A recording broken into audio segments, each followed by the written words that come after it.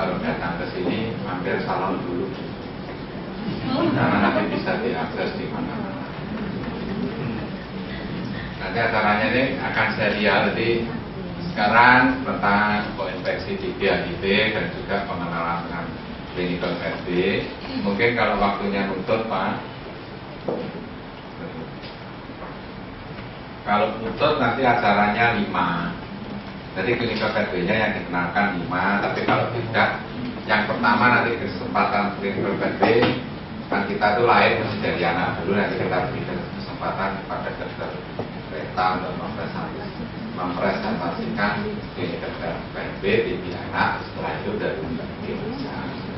Nanti kalau tidak nutup waktunya berikutnya bisa di serial berikutnya. Nah sekarang sebelum masuk ke clinical TB, kami mengingatkan ke Bapak Ibu, mungkin yang pertama yang saya bawakan tentang koinfeksi TB HIV, karena nanti salah satu clinical TB-nya itu tentang TB dan HIV.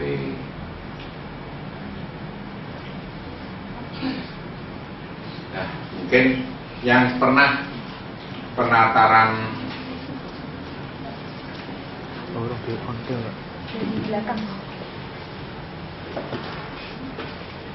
yang pernah ikut penataran TB HIV baik dari Jakarta ataupun di provinsi mungkin pernah lihat, nanti beberapa slide-nya mungkin sama. Ini karena saya ngutip dari yang dikeluarkan oleh timnya TB HIV dari Depkes, kelihatannya sudah bagus, malah sebagian karena mengurangi waktu kami edit. Cuma saya tidak tahu Bapak Ibu mendapatkan aslinya atau sudah juga dipotong-potong.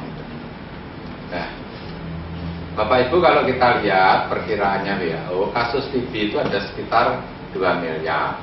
Terus yang HIV itu sekitar 42 juta. Nah, di antara penyakit TB dan HIV ini ada yang overlap. Nanti angkanya berikutnya ada.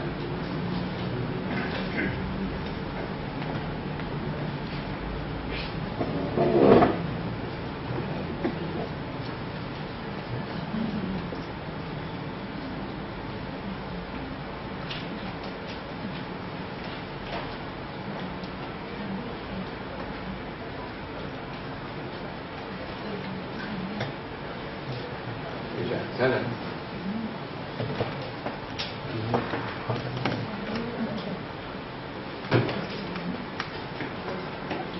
Apa? Tapi jalannya.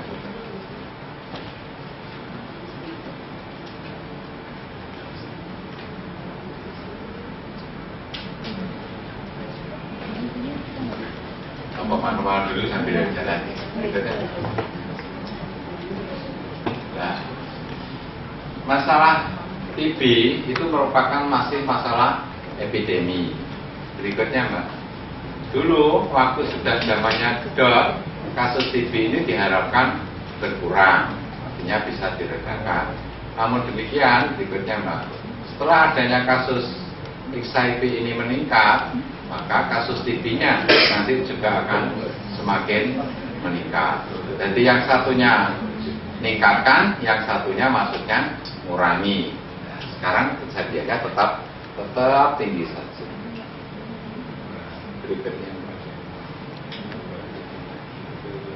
Berikutnya, ini kasus infeksi untuk TB, ini TB yang aktif, ini HIV-nya. Dan di antara dua penyakit ini terjadi overlapping. Yang menderita TB juga menderita HIV. HIV-nya memacu simbolnya TB, TB-nya memperberat HIV-nya. Berikutnya. Ini yang kasus overlap tadi. Berikutnya. Ini yang benar-benar menderita TB-nya, HIV-nya juga. Ya. Ini yang pengobatannya sulit. Nah, sebagai gambaran epidemiologi TB di Asia Selatan dan Tenggara itu paling banyak menderita TB, ada sekitar 40% dari kasus TB di dunia itu ada di Asia Selatan dan Asia Tenggara. Asia Selatan itu contohnya yang terkenal India, Bangladesh, Myanmar. Terus yang di Asia Tenggara, Indonesia, Thailand. TB merupakan penyakit kematian utama akibat penyakit infeksi pada umur lebih dari 5 tahun, baik itu di Asia Selatan maupun di Asia Tenggara. Nah, sepertiga dari kasus yang menderita HIV itu ternyata sudah terinfeksi TB. Dan TB ini merupakan infeksi oportunistik yang sering, yang terbanyak, dan sebagai penyebab kematian utama. 40% dari kematian karena pada kasus HIV itu ternyata disebabkan terkait dengan masalah TB. Atau di tempat kita kan juga banyak yang penderita HIV kombinasi dengan TB ya. TB itu Enggak pastinya berikutnya enggak.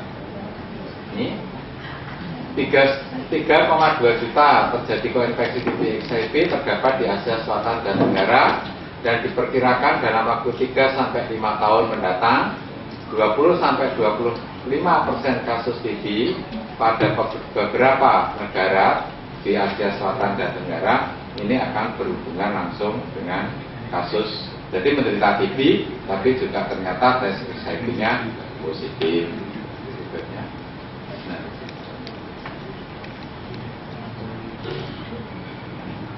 Kadang-kadang kita itu sudah terinfeksi TB, tapi masih dalam keadaan dorman. Jadi kita tidak sakit TBC, tapi kalau dites, mantu tesnya itu positif. Ini sudah jangan kaget. Bu Catur, Mbak Titin itu dan yang lain itu kalau dites mantu tesnya juga sudah positif gitu. Sajane kuwi nek diteske di bibir lu yang ngirit awet. Awet yang merahnya ndak hilang-hilang. Cuma sayangnya jendol. Penyakit ini taunya kita kalau mantu tes positif. Penyakit TB orang tersebut sakit dan dapat menularkan ke orang lain. Ini kalau sampai dia, kalau ini infeksi, kalau ini dia sudah sakit. Kemudian 10% dari orang yang terinfeksi TB yang nantinya benar-benar menderita menjadi TBC itu sekitar 10%-nya. Jadi katakanlah satu orang itu setahun nulari sekitar 10-15. Dari 10-15 yang benar-benar sakit TBC itu biasanya hanya sekitar 10%-nya 1,5.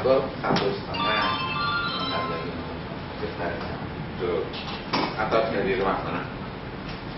Kemudian, nah ini sudah ada ya, setiap orang itu menginfeksi sekitar 10-15 orang per tahun.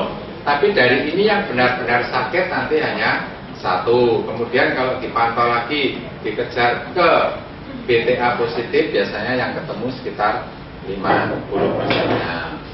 Nah, kebanyakan terjadi dalam 2 tahun pertama setelah infeksi. Jadi, setelah kita terinfeksi, manifestasi TB itu baru sekitar 2 tahun. Itu baru muncul sakit TBC-nya. Dari yang infeksi di paru, nanti dalam perjalanannya bisa jalan ke organ-organ yang lainnya. Tadi ada yang saya tanya, berapa lama menularnya bisa sampai ke otak? Dia jawab 1 tahun, itu jelas salah. Dia mulai terinfeksi saja, baru tertular sampai infeksi itu sudah perlu waktu 2 tahun. Nah, dari itu baru nular-nular lain ke sekitar organ sekitarnya. Kemudian jika orang itu menderita daya tahan tubuhnya lemah, misalnya yang kelompoknya imunokompromis tadi, itu dia misalnya pada penderita HIV, pada penderita kanker, pada penderita yang dapat kemoterapi, diabetes yang tidak terkontrol, malnutrisi, juga rematik atau yang sering mendapat kortikosteroid, itu juga akan mempermudah munculnya penyakit infeksi TB yang laten di berikutnya. Nah, Ini interaksi TB XIV merupakan faktor risiko utama yang menyebabkan TB yang aktif. Jadi TB yang tadi dalam keadaan dorman itu kalau dia daya tahan tubuhnya baik, sebetulnya tidak manifest. Namun kalau dia daya tahan tubuhnya itu menurun, melemah, ini bisa manifest menjadi TB yang aktif. Jadi dari TB yang terinfeksi, terinfeksi dalam keadaan dorman, kemudian kalau daya tahan tubuh kita itu menurun, ini bisa manifestasi jadi TB yang aktif.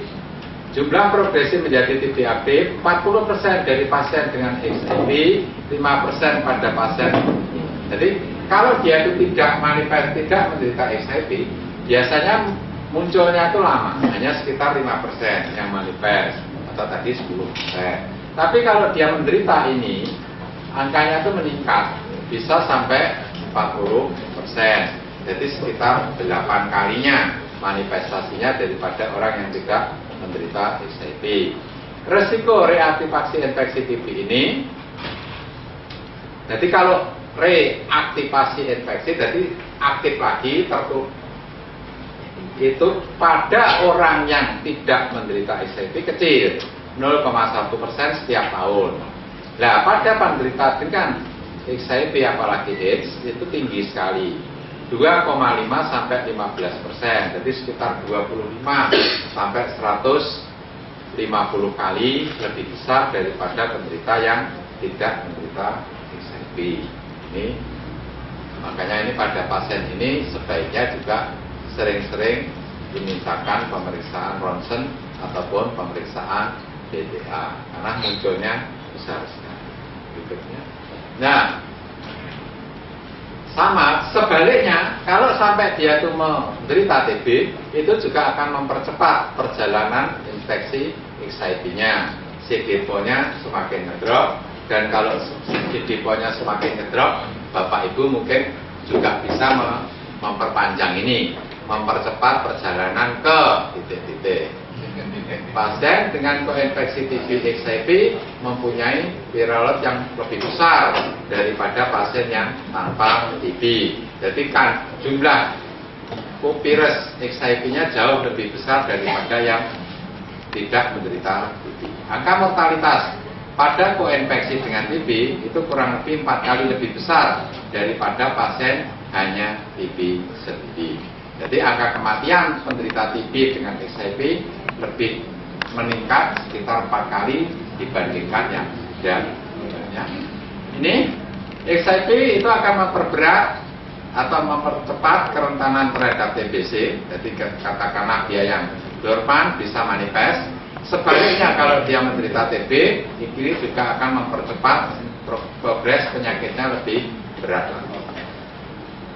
Ini berdasarkan jumlah CD4 dan resikonya terhadap TBC. Kalau CD4-nya normal, relatif sama. Tapi kalau CD4-nya rendah, misalnya katakanlah ambil CD4-nya tunggal 300, dia akan 3 kali lebih rentan daripada orang yang CD4-nya normal. Gitu. Nah, ini yang merah itu kalau CD4-nya kurang dari 200. Di sini insiden dari kasus TB-nya lebih besar dibandingkan orang yang CD4-nya lebih dari 350. Ini relatif kecil. Sedangkan yang kuning itu CD4 antara 200 sampai dengan 350. Jadi intinya kalau disimpulkan, semakin CD4-nya semakin rendah, maka angka kejadiannya kasus TBC akan semakin meningkat karena sistem daya tahan tubuhnya semakin menurun. Ini pada pasien yang PPD dan XIV-nya negatif, orang itu resiko selama hidup kena TB itu hanya sekitar 10%. Namun apabila ini PPD-nya positif, tapi dia, jadi saya, Mbak Titin, Bu Catur, atau siapapun juga teman-teman yang menderita PPD-nya positif, selama Bapak Ibu ininya masih negatif, ya resikonya kecil. Tetapi kalau Bapak Ibu mungkin terlibat narkoba, apa jajan kiwa tengah, jajan kiwa tengah, yang jajannya naik turun ini bisa naik turun itu makanya ke Galeria lantai 4. Ini bisa jauh lebih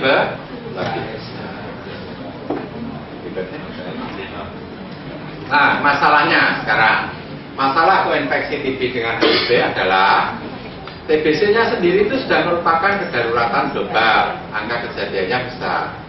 Kemudian pada TBC dengan populasi prevalensi HIV yang tinggi, itu merupakan penyebab utama terhadap morbiditas dan mortalitas di antara pasien-pasien yang termasuk kelompok muda ini.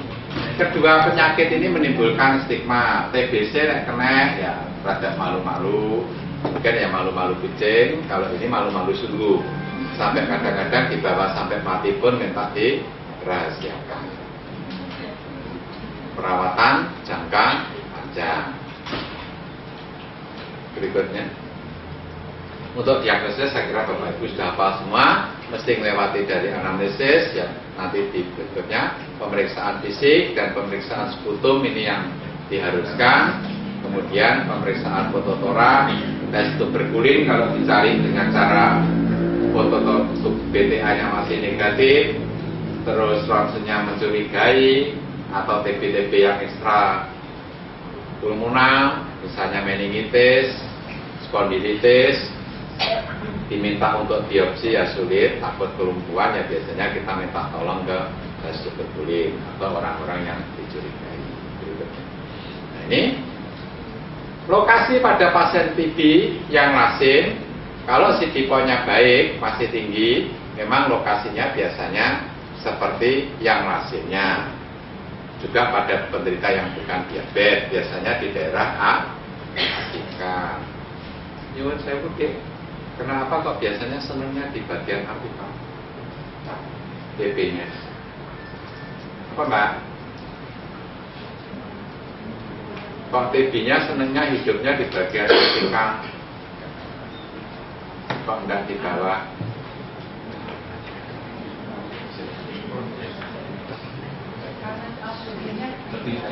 Oh, aku sing tekon DM-nya sing jawab malah perawatnya iki. Gue ganti sing koskap. Karena dia seneng oksigen, kuman TB-nya termasuk yang optika aerob.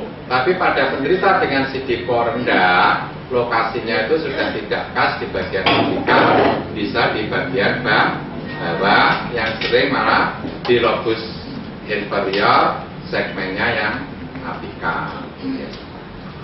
Berikutnya Mbak. Benar sakit. Sudah. Ini ya manifestasi klinisnya. Kalau dia menderita TB, HIV-nya masih dini, artinya CD4-nya masih baik, lokasinya masih di atas. Tapi kalau sudah lanjut, lokasinya sudah tidak khas. PPD-nya yang biasanya bisa positif, di sini PPD-nya bisa negatif. Kenapa deh? Ya Jin, apa sih? Kalau lanjut kok HIV-nya lanjut, PPD-nya kok bisa jadi negatif. Untuk mempercepat waktu PR, besok ketemu jawabannya. Foto dada, foto dada PPD-nya mau bentuk bagaimana Bu? Sistem imunitas selulernya sudah hancuran, jadi dia sudah tidak bisa bentuk indurasi lagi. Foto dada sudah tidak tipikal, atipikal kalau lanjut. Gambarannya bisa di lobus bawah, lobus tengah. Kalau yang khas lobus atas. Ekstra parunya jarang. Tapi kalau pada penderita HIV yang lanjut, malah sering di ekstra paru, biasanya di kelenjar. Ini yang sering. Mycobacteri tidak ada, ini malah ada. Adenopati ini biasanya. Maksudnya mycobacteriemi itu di darah. Ini tidak ada karena tidak ada yang menghambat, jadi dia malah bisa tumbuh di darah.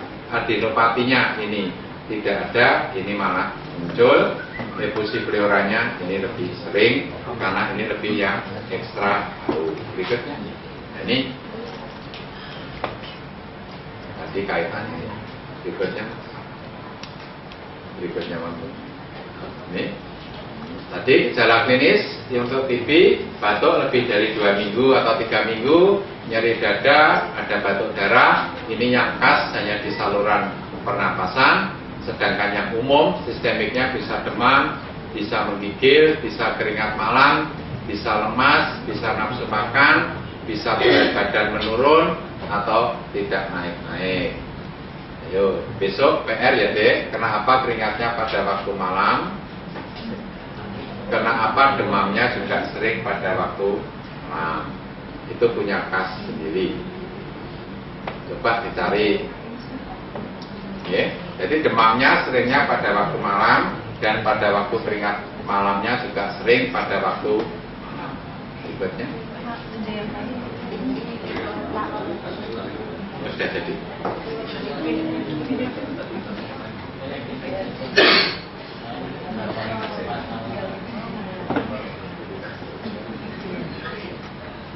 Ya, keringat malam, lemas, nafsu makan menurun, tapi ini gejala-gejala yang bisa dimiliki oleh penyakit lain. Kalau yang 3 bintang ini yang gejala yang terdapat di saluran pernapasan atau di paru-parunya.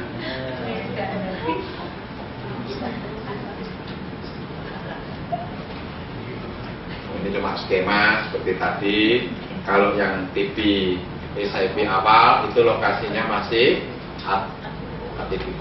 spesifik ya, masih di atas. Tapi kalau nanti sudah tahap lanjut, ini yang biasanya diserang di bagian bawah, jadi sudah tidak khas lagi.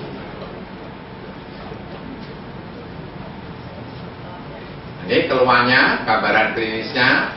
Biasanya kalau dia XIV-nya positif, ini yang nonjol, pada fototoraknya sudah tidak khas, kavitasnya biasanya malah sudah tidak begitu. Di sini malah kavitasnya banyak.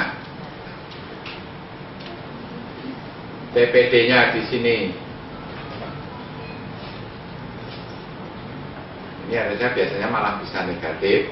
Efek samping obat ini lebih banyak terjadi. Angka mortalitasnya semakin tinggi, dan kasus relapse-nya yang tadi itu reaktif vaksinnya semakin besar, yang bisa meningkat sampai 40 kali sampai 150 kali tadi. Jadi lebih banyak terjadi kasus relapse-nya, dan angka mortalitasnya cukup tinggi. Efek samping obat juga semakin tinggi karena kadang-kadang orang itu harus minum kombinasi 2 macam obat.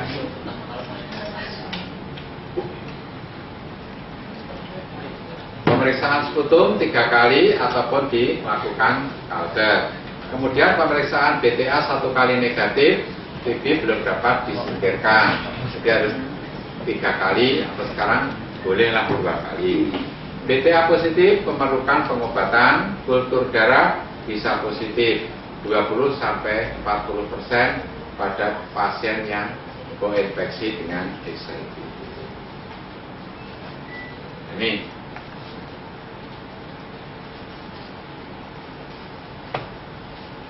semakin dia tidak menderita HIV, kemungkinan kepositifan itu semakin tinggi. Tetapi kalau dia nanti HIV-nya itu semakin lanjut, ketemunya BTA proporsi BTA positif tidak semakin tinggi, tapi justru semakin rendah. Kira-kira kenapa Bapak Ibu?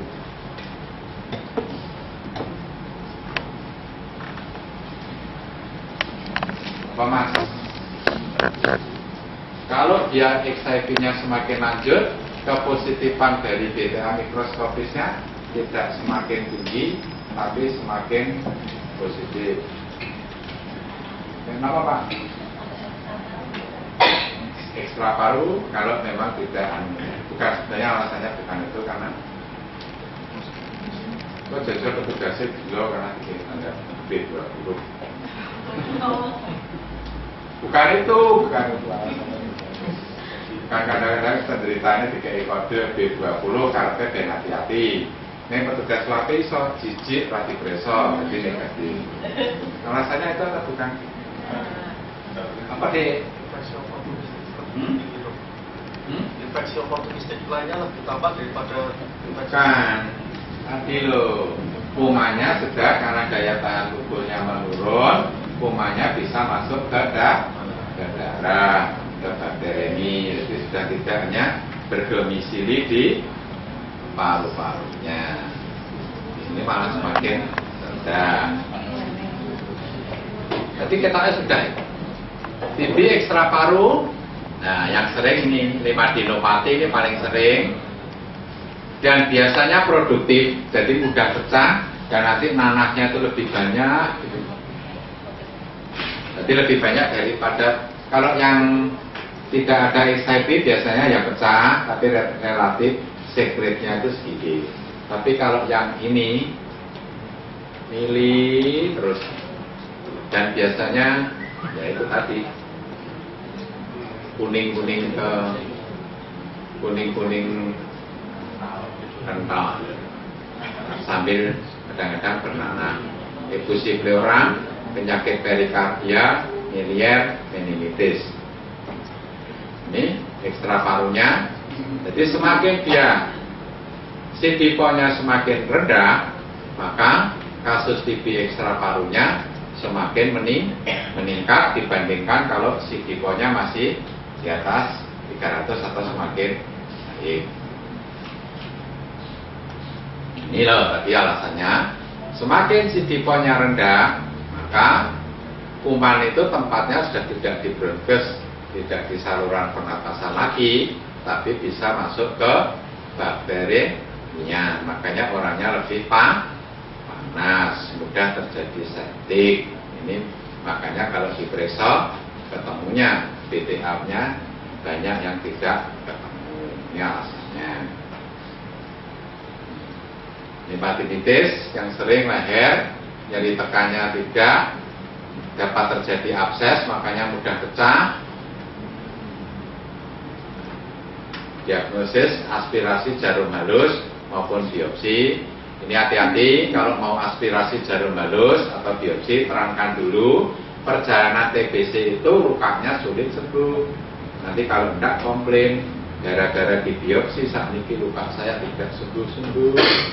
Biasanya karena ini suka sembuh. Kalau ini dilakukan kurang satu, ini dilakukan aspirasi tanpa diterangkan dulu atau di biopsi, lukanya tidak sembuh, biasanya mungkin sampai dokter tidak berani, tapi ngomong dengan para medisnya atau cari second opinion ke dokter lain. Juga bisa manifest ke TB miliar. Juga bisa berupa pleura efusi, bisa ke meningitis TB, bisa efusi perikardium ke perikard, bisa ke spinal atau tulang yang lain, sendi, usus, lever, saluran ginjal, saluran ini. Nah, untuk diagnosisnya tentu saja ini sesuai dengan lokasinya. Tapi biopsi jaringan itu kalau tulang biasanya ortopedi untuk melakukan biopsi tidak mau, kecuali memang terlihat itu dilakukan tindakan operasi. Sama juga yang di sini, yang di meningitis itu biasanya sulit.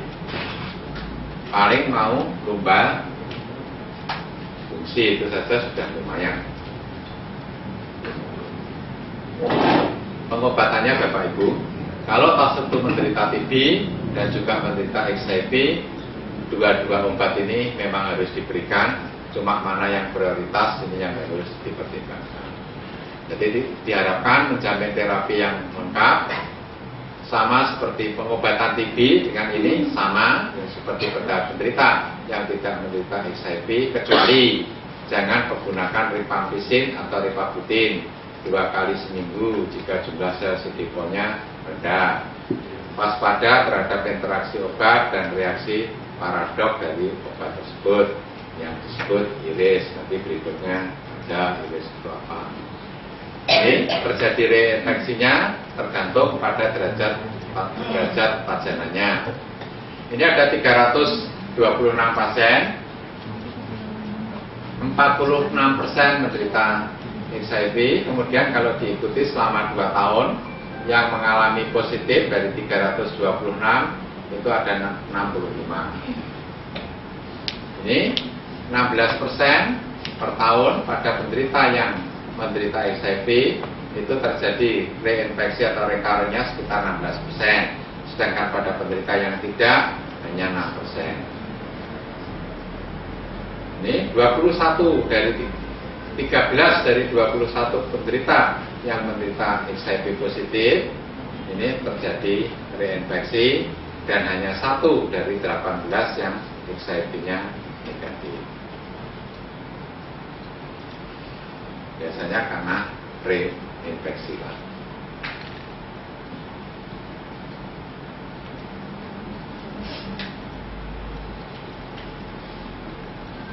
Paling sedikit pengobatan TB-nya diberikan 6 bulan, pada kasus-kasus tertentu bisa diberikan 9 bulan. Ini biasanya yang minta bonus itu yang blok neuro, kalau terjadi meningitis encephalitis, nanti dari blok ortopedi, atau neuro juga kadang-kadang kalau dia tidak operasi, yang spondilitis TB itu biasanya minta bonus.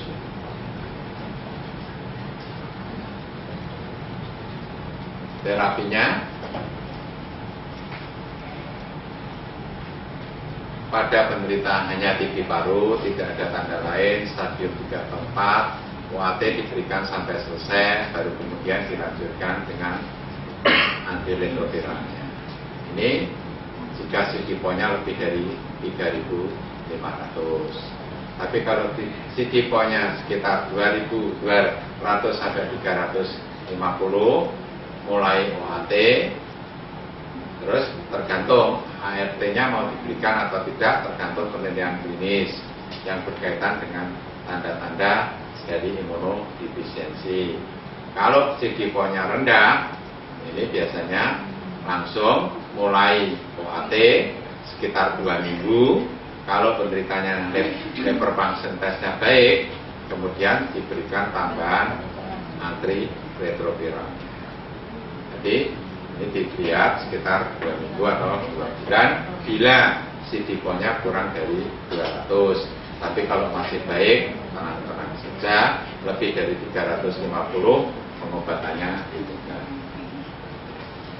Yang ekstra paru mulai terapi TB, mulai ARP, segera jika OAT dapat ditoleransi tanpa melihat jumlah CD4-nya. Ini kalau yang ekstra paru, terutama kalau ada yang meningitis, encephalitis, seperti Bapak Ibu ketahui sendiri, mungkin yang dari neuro sering penderitanya tidak sadar, ternyata setelah dilakukan tes positif. Nah, kalau yang sudah positif penderitanya encephalitis, meningitis, itu biasanya tidak minta dirahasiakan. Kenapa Pak? Tahu nggak? Serasa ngomong, serasa ngapusi. Efek rifampicin terhadap obat-obat anti ARV ini yang berpengaruh, yang golongan obat-obat HIV yang golongannya protease inhibitor ini terpengaruh, khasiatnya berkurang. Sebaiknya yang golongan transkriptase inhibitor ini tidak terpengaruh. Epirapin, epaviren ini terpengaruh sekitar 25 sampai 35%. Ini pemberian harus segera atau ditunda. Alasan menunda bila merupakan penyakit kronis, nanti efek sampingnya dapat bermasalah, manajemen toksisitasnya lebih rumit, imunorestorasi dapat menimbulkan paradoks reaksi. Ini yang alasan minta pengobatan HIV-nya ditunda. Tapi satu pihak minta langsung segera diberikan ARV-nya. Nah, alasan memulai TB berkaitan dengan aktivitas imun. Peningkatan replikasi HIV, berarti kan TB-nya memperberat HIV-nya dan mempercepat progres penyakit HIV tadi. Terapi antiretroviral yang poten dapat mengurangi jumlah populasi dari viral load tadi, memperbaiki fungsi imun dan memperlambat progresif dari penyakit HIV-nya. Terapi HIV mengurangi risiko timbulnya infeksi oportunistik yang lainnya. Ini yang pro segera memulai. Jadi ada dua pendapat.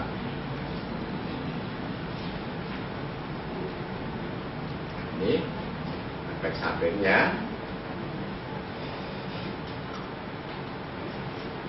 Kasus TB per 100 orang ini kalau dia tidak segera diobati, maka jumlah CD4-nya akan efeknya ya, insiden TB jadi kalau dia dapat segera diobati, pengobatan TB-nya segera, maka kasus TB-nya itu kecil.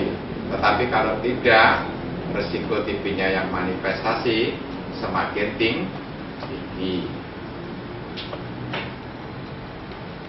Terapi koinfeksinya, jumlah B-nya banyak, efek tosistaza semakin besar, bisa mual, muntah, ruam kulit, hepatitis, anemi. Ini bisa tumpang tindih antara obat-obat TB maupun obat-obat ART-nya. Kemudian adanya interaksi obat antara rifampicin yang tadi yang berpengaruh terhadap obat-obat ART-nya. Reaksi imun, rekonstitusi lebih sering ART dimulai lebih dini pada terapi TB jika mungkin tunda ART sampai fase intensif selesai. Karena kalau sudah fase intensif selesai kan pengobatannya tinggal seminggu 3 kali dan obat-obat yang lain pun sudah dihentikan. Efek sampingnya demam sama, ruam kulit gangguan hati sama. Jadi sering terjadi bersamaan. Ini yang disebut iris tadi, imun rekonstitusi inflamasi sindrom bisa berupa lupus. Atau bisa juga ini digonjal.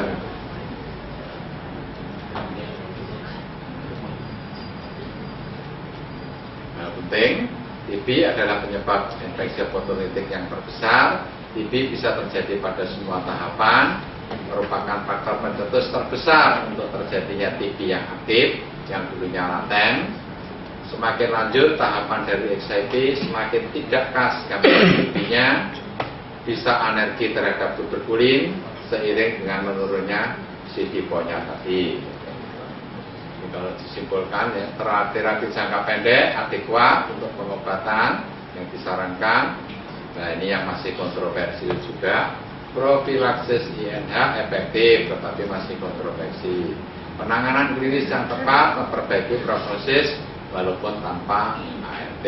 ART dapat diberikan bersama dengan OAT, tetapi dengan pilihan ART-nya terbatas, terutama jika digunakan rifampicin. Biasanya habis. Mungkin Bapak Ibu ada yang mau ditanyakan sebelum kita didiskusikan, sebelum masuk ke pengenalan klinikal RD.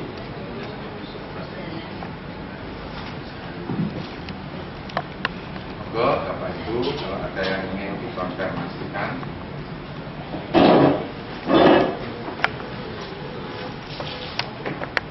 Di hadapan Bapak Ibu sudah tersedia hidangan. Silakan Bapak Ibu berhati, kita sama-sama bekerja. Bapak Ibu bekerja mengunyah, saya artinya rongga orangnya sama-sama.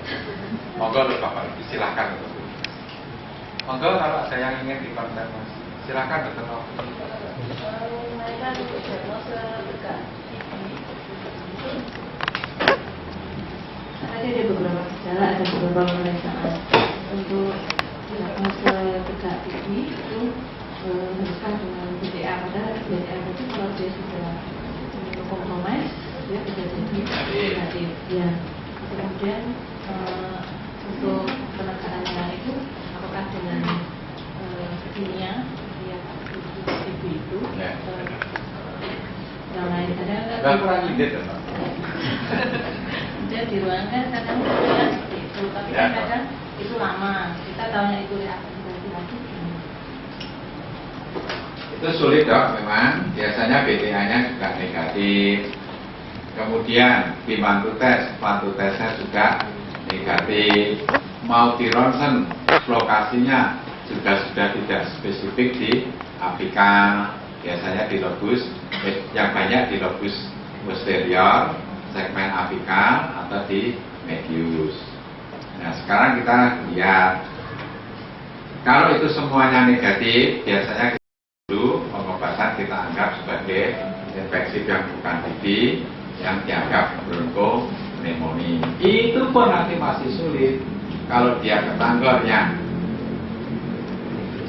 pneumonia diobati sekitar 2 minggu seperti rasanya juga tidak akan sembuh. Nanti kita lihat kalau penderitanya tidak panas, tapi gambarannya baik terus, leukositnya relatif baik, ya sudah kita coba terus pengobatan di TB. Tapi biasanya kalau semuanya negatif, kita larikan dulu ke pneumonia selama 2 hari. Kalau tetap tidak ada perubahan, baru kita masuk ke obat tidak.